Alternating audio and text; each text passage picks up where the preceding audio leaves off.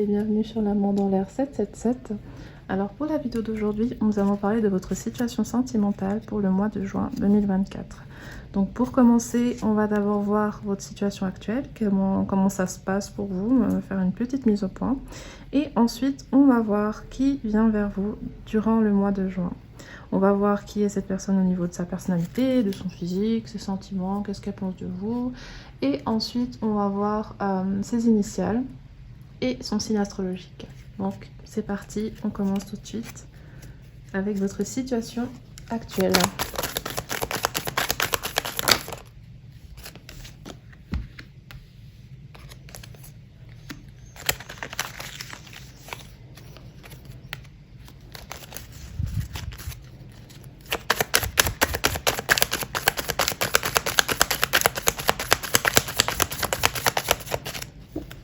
Pour l'instant, moi, je vois que vous profitez bien. Vous n'êtes pas en manque.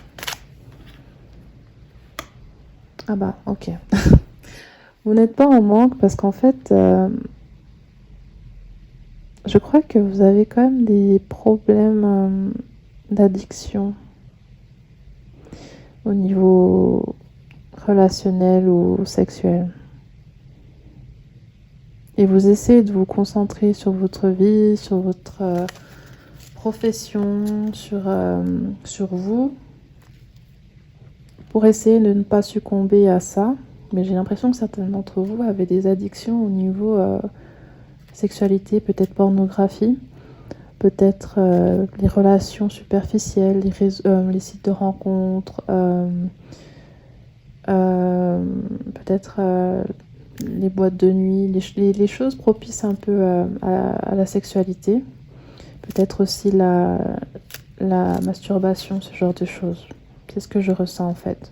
Parce qu'avant, je voyais que vous n'avez pas forcément de manque, mais en fait, vous combattiez un excès de manque, surtout. Et vous le gérez assez bien, mais c'est quand même quelque chose qui est là et qui vous dérange quand même. Ouais. Vous avez quand même du mal à gérer pour certains d'entre vous. Ok. Bon, je vais prendre ces deux comme elles se sont retournés. Et vous aimeriez changer cela. Vous aimeriez changer votre rapport avec la sexualité. Vous n'aimerez plus avoir une certaine dépendance à ça. Vous êtes sur le chemin quand même d'un nouveau mode de fonctionnement. Et vous essayez de laisser quand même ces choses. Peut-être c'est difficile parce que pour l'instant vous vous concentrez beaucoup sur votre travail peut-être. Ou alors d'autres c'est la famille, vos amis, ou vous-même aussi. Mais voilà, c'est quand même quelque chose qui est assez fort. Parce qu'à la fin de la journée, vous rentrez et puis il y a quelque chose, peut-être vous ouvrez votre téléphone et ça se déclenche. Et puis voilà, vous faites ce que vous avez à faire. Ou alors vous vous sentez pas bien, ou vous êtes triste parce que vous n'arrivez pas à faire autrement. Et après vous vous culpabilisez et vous vous sentez mal en fait, sale.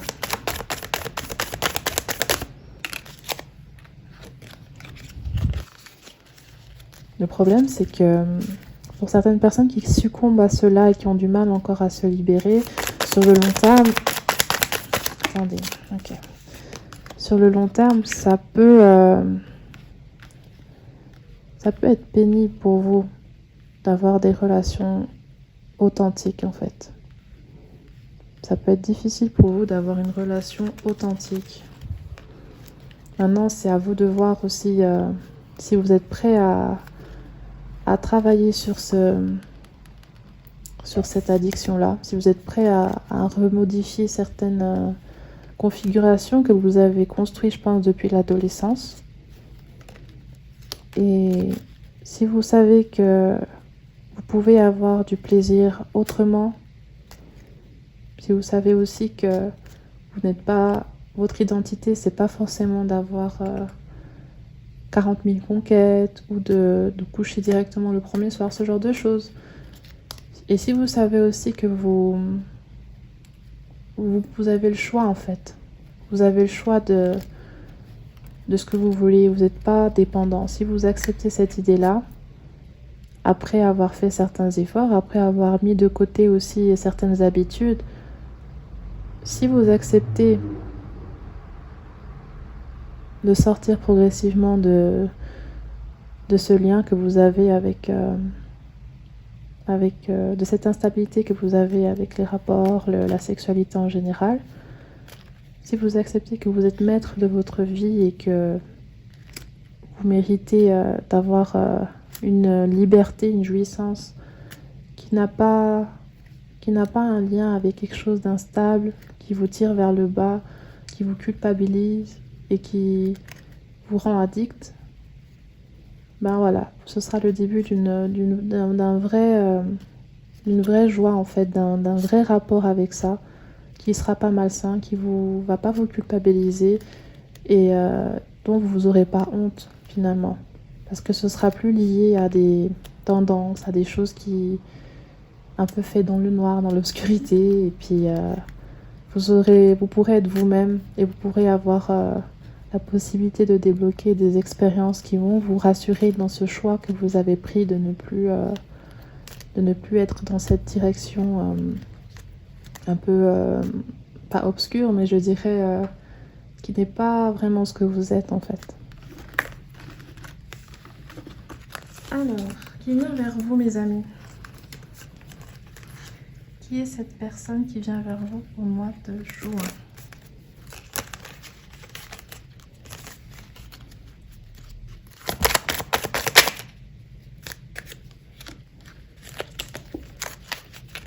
Ok.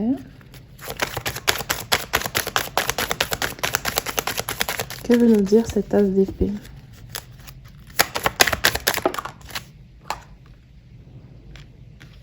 D'accord.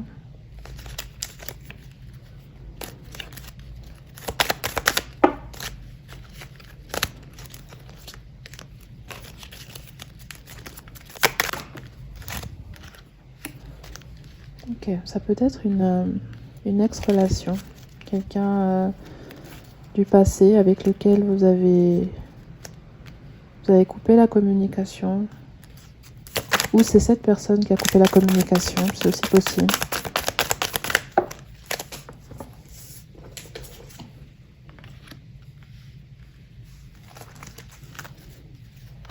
Cette personne, elle veut à nouveau que vous fassiez partie de sa vie, que vous construisiez quelque chose de stable cette fois-ci. Peut-être que ce n'était pas une relation sérieuse avant. J'ai l'impression que c'était assez frais, que c'était une fréquentation, peut-être un plan cul, quelque chose de pas sérieux. Et puis là, vous voyez, il y a le jugement en dos de deck. Et puis c'est une manière de dire que cette personne, elle ne veut pas une relation fluette, qui survolait en fait, comme vous l'aviez eu avant. Elle aimerait plus, elle aimerait de la stabilité avec le roi de Pentacle. Elle aimerait de la stabilité avec vous. Et même si vous deux, vous aviez un caractère peut-être... vous étiez peut-être en conflit, les deux. Vous n'étiez pas du tout sur la même longueur d'onde à un moment donné. C'est parce que cette personne était blessée, en fait. Elle a voulu quelque chose de stable avec vous et vous l'aviez fait comprendre que c'était pas du tout votre envie du moment et vous vouliez vous amuser. Et puis cette personne, elle l'a très mal prise. Du coup, elle était en conflit avec elle-même et elle a pu peut-être être agressive avec vous, vous dire des méchancetés et puis vous avez eu du froid. Mais cette personne, elle vient vers vous et elle est déterminée à vous avoir dans sa vie en fait parce qu'elle tient à vous. Elle ne veut pas vous perdre. Ok. Alors, on va voir maintenant les pensées de cette personne. Ce que cette personne aimerait vous dire.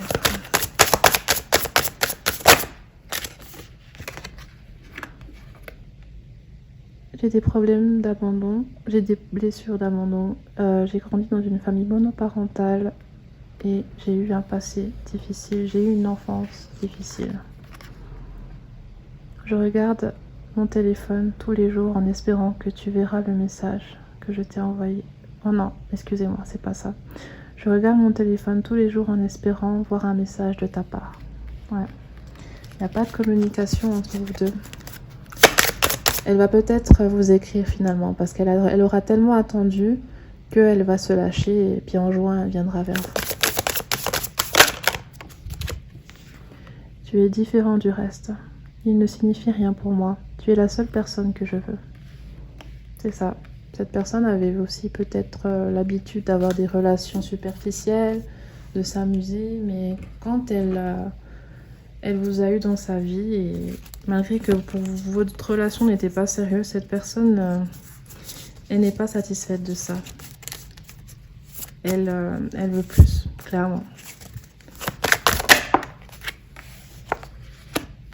Je ne suis pas d'humeur. Ok.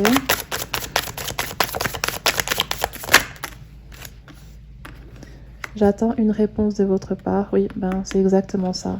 Elle vous a peut-être écrit et puis vous avez décidé de ne pas lui répondre. Peut-être parce que justement vous passez par cette période un peu de... Voilà, vous profitez et puis vous savez que cette personne elle veut du sérieux avec vous puis vous n'êtes pas encore prêt pour lui répondre. Donc c'est ce que je ressens. Tu es mon âme sœur. Ouais, cette personne elle a ressenti vraiment de l'alchimie et puis que votre relation ne pouvait pas être juste charnelle. Qu'il y avait un lien qui pouvait se faire, une connexion sentimentale et émotionnelle qui était là. Et elle avait envie que cela persiste, qu'elle cela continue. Parce que finalement, elle ne se sentait pas satisfaite de juste vous voir pour avoir des relations intimes ou juste faire des choses superficielles. Et je ne suis pas d'humeur. Bah, en fait, justement, c'est toujours un peu avec ce côté blessure de l'abandon et le fait que vous ayez pas donné plus que ce qu'elle voulait. Elle est blessée en fait et peut-être que après votre dispute, après les choses qu'elle a dit, certes elle culpabilise mais elle l'a encore en travers de la gorge parce qu'elle a perdu confiance en elle et il y a cette blessure de l'abandon qui fait partie de sa vie. Comme on peut le voir, elle peut vraiment avoir eu cette situation avec un seul parent. Elle peut aussi ne pas avoir reçu suffisamment d'affection dans son enfance. Et c'est une blessure qui fait qu'au niveau de ses relations, elle peut aussi aller de gauche à droite pour un peu combler ce besoin. Mais avant, elle ne voulait pas s'engager par peur d'être abandonnée lorsqu'elle s'attachait. Mais avec vous, elle s'est attachée, c'était plus fort qu'elle et du coup, cette blessure ressort énormément. Donc elle peut être en dépression, elle peut être malheureuse, elle peut avoir perdu confiance en elle, elle peut être aussi sur la défensive en ce moment. En tout cas, elle est à fleur de peau. Donc peut-être si vous lui répondez, ça va la soulager. Parce que c'est vrai qu'elle angoisse presque quand vous lui répondez pas. C'est quelque chose qui accentue cette douleur. Elle ne fait que de vérifier si vous répondez, elle ne fait que de voir si vous revenez vers elle. Parce que voilà, c'est sa blessure qui s'exprime. Ok, on va voir maintenant au niveau physique qui est cette personne. Physique, caractère, personnalité, travail. Désolée les amis, j'ai oublié de préciser. Parce que les cartes, forcément, elles disent pas que le physique en fait. Et du coup, j'ai pas envie de dire physique. Après, on me dit que c'est un maçon. Ça m'est arrivé plusieurs fois, j'ai oublié de préciser que les cartes disaient pas que le physique, du coup voilà. Alors cette personne a un bon sens de l'humour, c'est quelqu'un qui peut travailler dans l'administratif, les bureaux, c'est quelqu'un qui peut être politicien ou travailler dans un domaine politique, s'intéresser à la politique aussi. Cette personne a des cheveux longs. Ou pas, si c'est un homme, ça dépend. Prenez ce qui vous parle le plus. C'est quelqu'un qui peut travailler dans la psychologie ou justement qui peut voir un psy également pour ses problèmes d'enfance, ses traumatismes. Quelqu'un d'empathique. Ouais, cette personne est très empathique. Elle ressent tout à 1000% et c'est pour ça qu'elle est souvent très à fleur de peau. Elle a souvent un conflit interne. Cette personne peut avoir des tresses.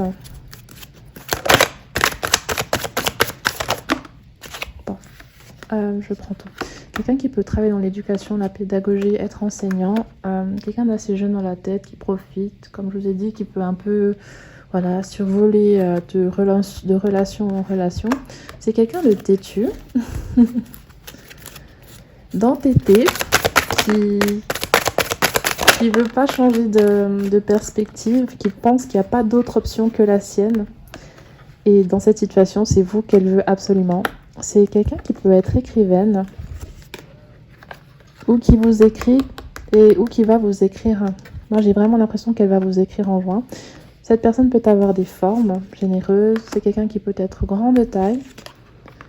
C'est une personne qui peut être mince. Et la dernière carte.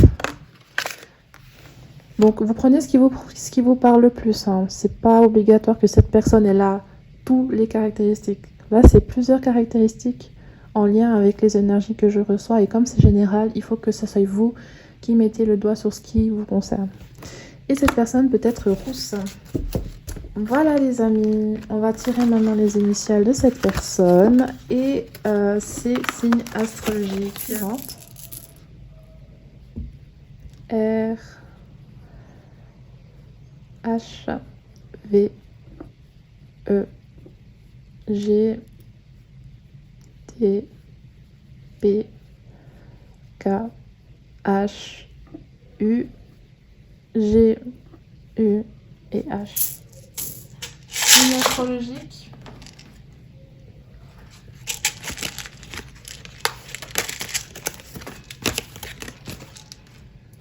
Signe astrologique.